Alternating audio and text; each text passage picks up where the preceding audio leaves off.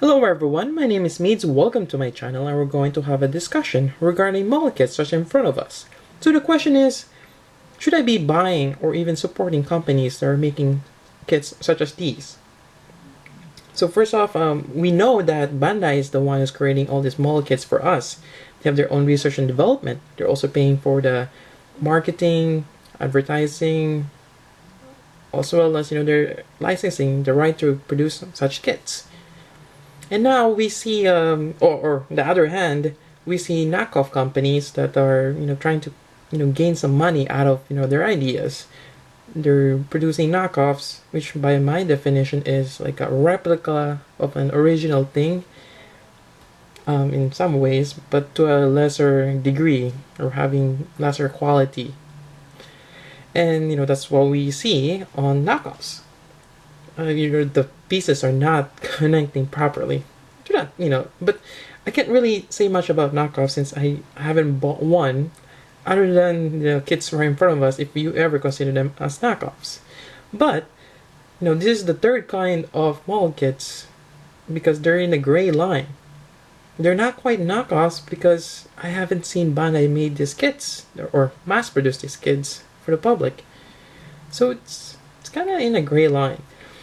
And, for me, I find it interesting to talk about this topic. So now, furthermore, I want to, expand why, knockoff companies buy, or not buy, make kits. It's to, again, make money. It's a business. As well as, they're trying to get people, or they're trying to target people that are in limited budget. And if you're a limited budget, such as a student, or maybe you're, a young person who has a limited allowance, you can't really buy expensive kits, or you might buy them, probably not as often as a person with a steady income. So you might buy a high grade here and there, but if you want to buy a master grade or even a perfect grade, it's a little bit beyond your budget, and you find yourself to very tempted to buy those knockoff kits because they're really cheap. They're like maybe 1/3 of the original price, or maybe a fifth, depending where you get them. So it's very tempting, and I can see it from their perspective. Why would one will buy a knockoff?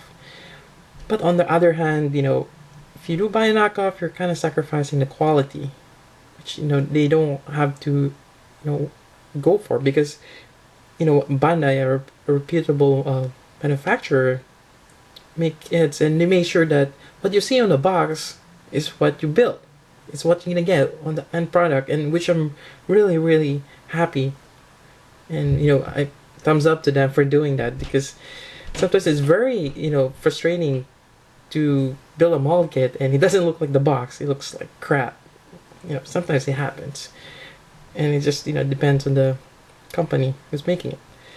So, for that matter, again, it really depends on what what you're looking for, or it depends on the person. If if he can make it work, then they will buy a knockoff.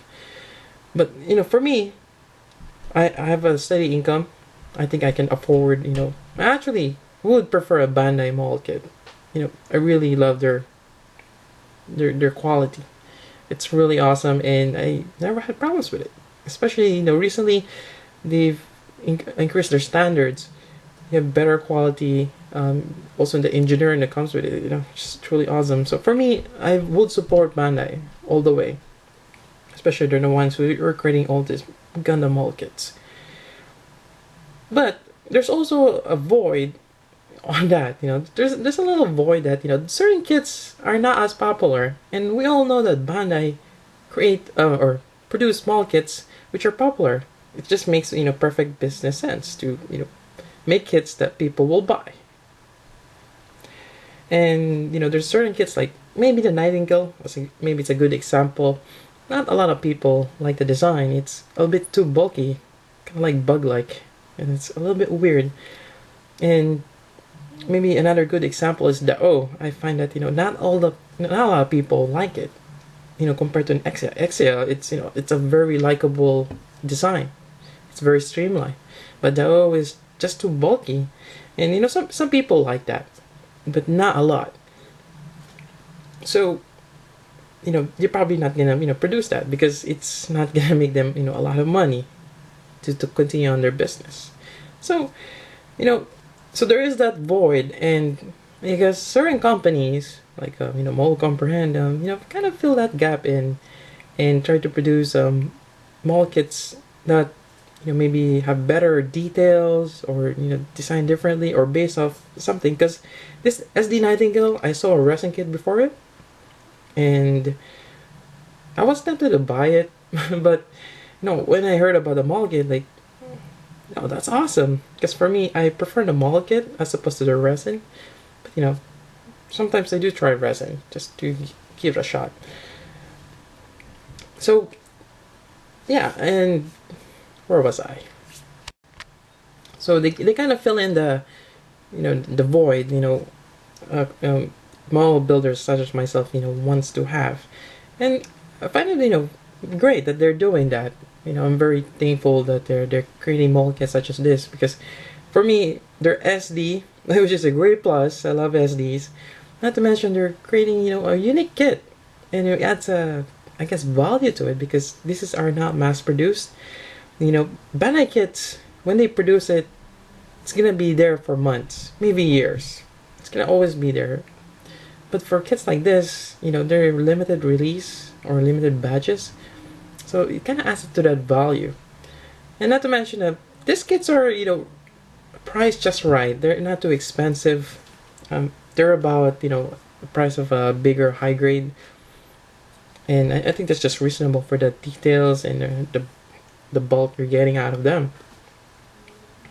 So for me, you know, I find the price for them is justifiable, and you know, for the design to go through it, you know, I think it's just great. And it's not like, it doesn't feel as if it was a knockoff, like, you know, piece or doesn't fit to, well, I take that back. Some piece doesn't, well, my only real problem is the polycaps. But other than that, the piece are, you know, they, when you put them together, they're you know, how do I say this? They're flat. There's no, you know, certain parts are sticking out. It's not like that. And I really like their packaging too. It's really awesome. You know, you have that sticker in front, or some sort of prism, as well as the illustration booklet for the instruction. It's big. I like that. And you know, someone put an effort in making that, right? So I think it's a, you know, for me, these kits are, you know, worth, you know, what I paid them. So yeah, that's pretty much my opinion on this kits. You know, for me, I guess my stance on this is, you know, I will support Bandai. I will buy their kits. You know, in my future, I still have a wish list. I'm gonna buy my future kits from them, obviously. But I also will support, to a certain extent, companies such as these that produce mall kits that are not produced by Bandai yet. Oh, almost forgot. Remember Bandai? They also have that side company called B Club, which releases mall kits as well. But I find that a bit too ridiculous. I did check out the price, and sometimes a high grade costs like $100, maybe 200, depending on how rare it is. And that's a little bit too ridiculous, in my opinion. I think if you're gonna make a limited release, maybe, you know, increase the price, maybe at the most twice the value of the kit, not, you know, 3 or 4 times. I think that's a bit too ridiculous. But yeah, you know, that's just my opinion on that matter. So yeah, I would like to hear what you guys think of this question. Would you buy kits like this, which are seemingly not quite a knockoff, but you know, just depends on how you define a knockoff. And yeah, so comments below or a video response will be appreciated. So yeah, let's see what you guys think of this. So until then, this is Meads. Thank you for watching.